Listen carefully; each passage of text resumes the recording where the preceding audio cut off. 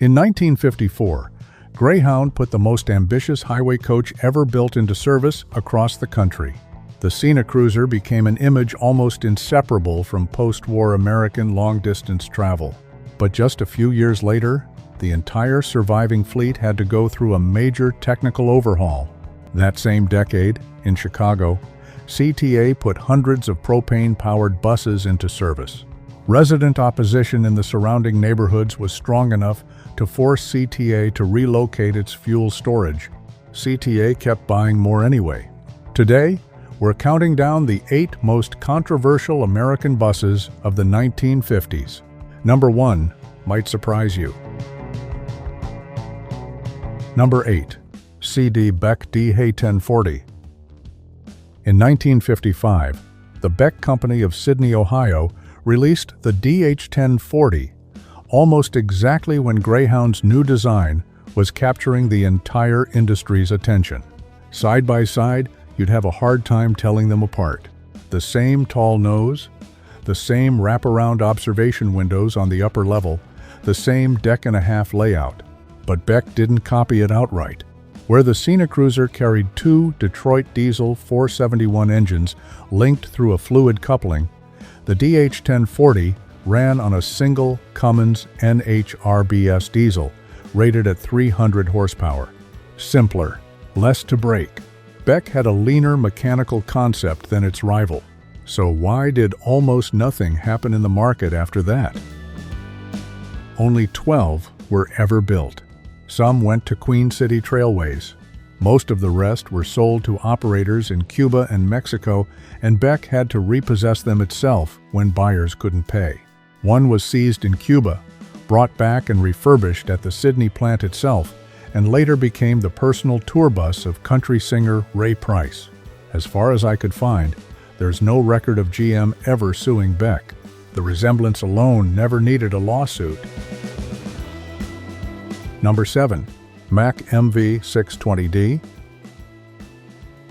Its most striking feature was 3 axles and an unusually high tail end, built to make room for baggage and package space right beneath the passenger floor, exactly as Greyhound had requested. The man behind the design was Donald Manning, an engineer who had previously worked for Beck.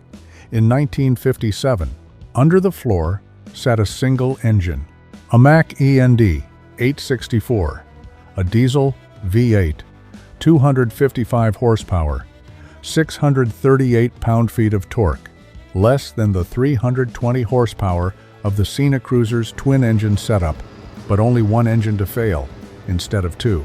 And Greyhound didn't just look this prototype over on paper. They put it into real service on the route between Chicago and Los Angeles and San Francisco for 2 years, and it was described as an engineering success.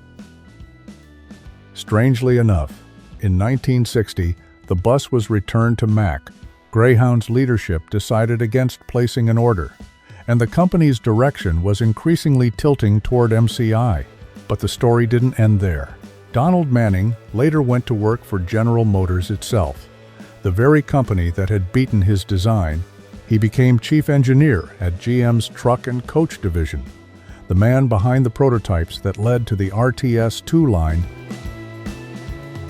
Number 6. GMC TDH-4801 Golden Chariot. Anodized aluminum siding dyed gold across the entire body. That's where the name Golden Chariot came from. With a split-level layout, this 40-foot coach had a flat, high floor running its full length, with the driver and passengers sitting at the same level. 3 large luggage bays underneath, well more than the Scenic Cruiser's 2.5. By the mid-1950s, General Motors could sell buses almost anywhere in America, but they couldn't sell this one. The Scenic Cruiser belonged to Greyhound alone, so GM wanted another premium 40-foot coach for operators outside Greyhound. The TDH-4801 was that offer, carrying the same twin GM 471 engines, the same mechanical gamble. Of course, other operators saw that same gamble too, without having a commitment to 1,000 buses the way Greyhound already did. Do you think that's the reason GM only ever built one? All told, No fleet large enough ever existed to prove the twin-engine layout was a problem. The market simply never gave it the chance, and anyone else could walk away at any time. Number 5. Flxible Vista-Liner VL100. In 1954, Trailways needed a counterweight to Greyhound's coach, but didn't want to go as far as the Scenic Cruiser had. Flxible offered a less extreme solution, 35 feet, seating 39 passengers. A single Cummins diesel engine, still keeping the deck-and-a-half layout, but smaller and far simpler mechanically. To me, a less ambitious solution is often easy to dismiss as a step backward, but calling the Vista-Liner a failure runs into a problem right away. Continental Trailways bought 126 of the 208 VL100s ever produced, and the price of that simplicity was the size itself. Fewer passengers, less luggage space, less capacity for package express to bring in extra revenue. Pulling power was weak enough that some schedules had to be adjusted, especially with the air conditioning running. Even so, the bus had enough appeal to become Elvis Presley's first tour bus. Recognizing that limit, Flxible tried to go further, sketching out a 40-foot version called the Astraliner for Trailways. But they wanted Trailways to cover the entire cost of development and tooling. Trailways couldn't afford it, and turned instead to Kessbohrer in Germany. Number 4.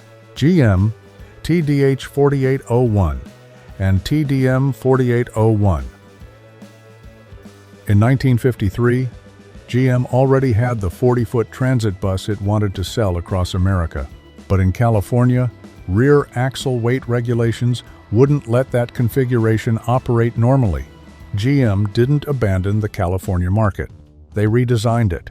Length came down to 37 feet 9 inches, just short enough to bring the axle load under the limit, while the width stayed at the familiar 102 inches, along with the same GM 671 engine.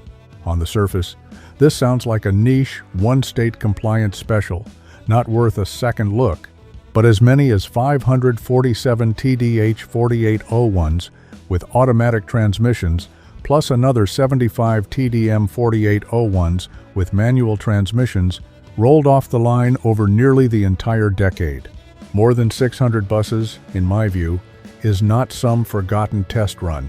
Key system transit lines alone in the San Francisco Bay Area, the very place where this regulation originated, took delivery of 21 at once.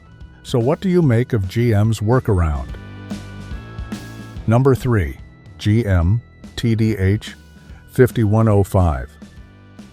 This is the bus California said no to. 40 feet, 102 inches wide, running a GM 671 engine, the standard configuration that California's regulators refused to authorize, forcing GM to shorten it into the TDH-4801 I just mentioned. But outside California, the TDH-5105 was one of the biggest commercial successes GM ever had. 3,630 were built, serving major cities all across America. Then, in July 1956, the U.S. Department of Justice filed a civil antitrust complaint aimed squarely at General Motors. The allegations were sweeping. More than 20 bus manufacturers had withdrawn from the market in the years before. GM and Flxible's boards shared overlapping members, and GM had held a controlling stake in Yellow Coach going all the way back to 1925. For a moment, this looks like the biggest controversy on today's list, but the lawsuit was against GM, not against the TDH-5105. GM, for its part, of course, denied every allegation.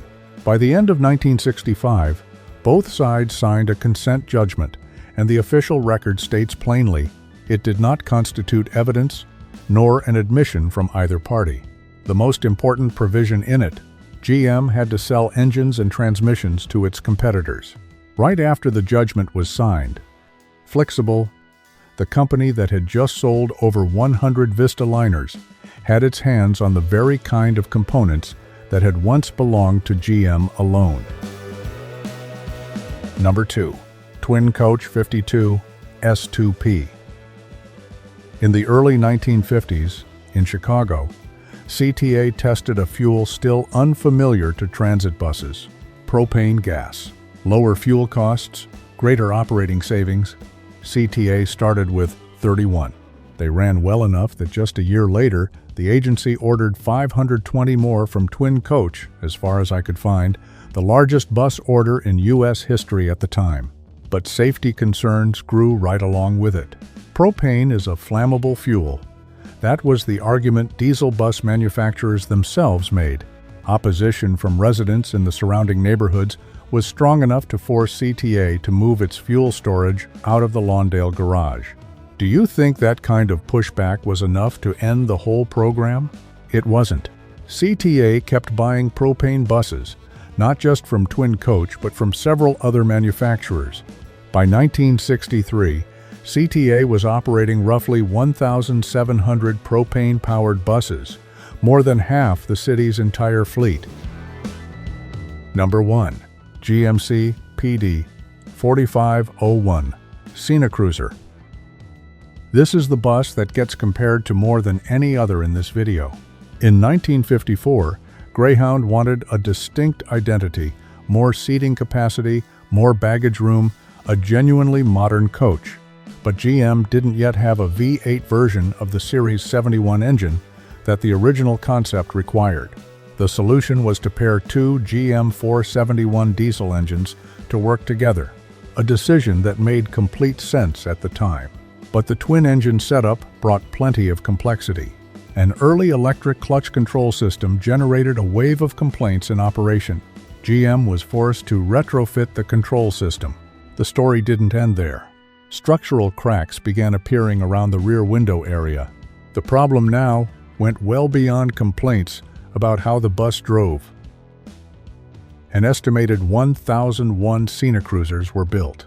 After early losses, the 979 survivors all had to go through an overhaul and repowering program. So, what was the fix? The twin 471s were pulled out.